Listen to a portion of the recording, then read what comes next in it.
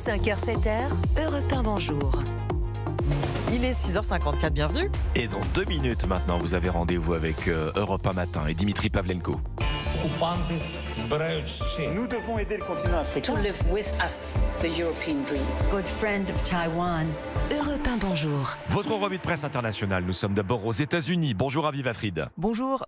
Vous êtes à Los Angeles pour Europe 1. Aviva, les Américains à l'approche de leur plus gros rendez-vous sportif de l'année, le Super Bowl. Il aura lieu dans la nuit de dimanche à lundi, avec cette question qui obsède les journaux américains. Le lendemain du Super Bowl doit-il être férié ? S'interroge la presse américaine. USA Today dévoile que plus de 16 millions de salariés ont de toute façon prévu de bouder le travail ce jour-là. La radio WMGK publie une pétition initiée par une marque de crème glacée qui estime que la ferveur du match ne devrait pas fondre tout de suite quand celui-ci se termine.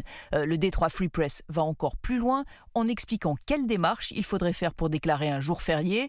Pour cela, le Congrès devrait voter une loi. Le quotidien local souligne que la dernière fois que cela s'est produit, c'était en 2021, quand le 19 juin était devenu férié pour célébrer la fin de l'esclavage.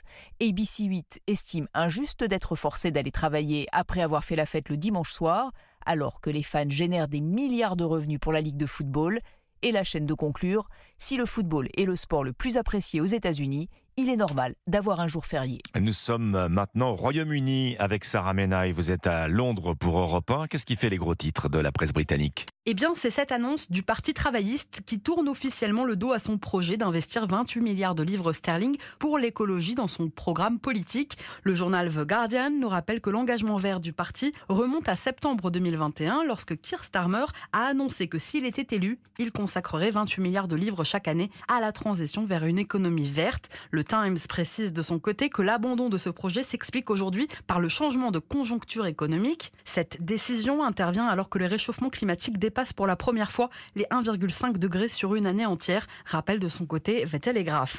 Enfin, dans des propos rapportés par la BBC, le Premier ministre Rishi Sunak affirme de toute façon que le Labour Party n'a pas de plan pour le Royaume-Uni, une remarque formulée alors que les élections générales doivent avoir lieu à l'automne prochain. On retrouve enfin au Brésil le correspondant d'Europe 1, Jean-Claude Gérez. De quoi parle la presse brésilienne ? De l'étau qui se resserre sur Jair Bolsonaro à propos de la tentative de coup d'État du 8 janvier 2023. L'ancien président, explique la Folha de São Paulo, ne fait pas partie des personnes concernées par les mandats de perquisition et de saisie.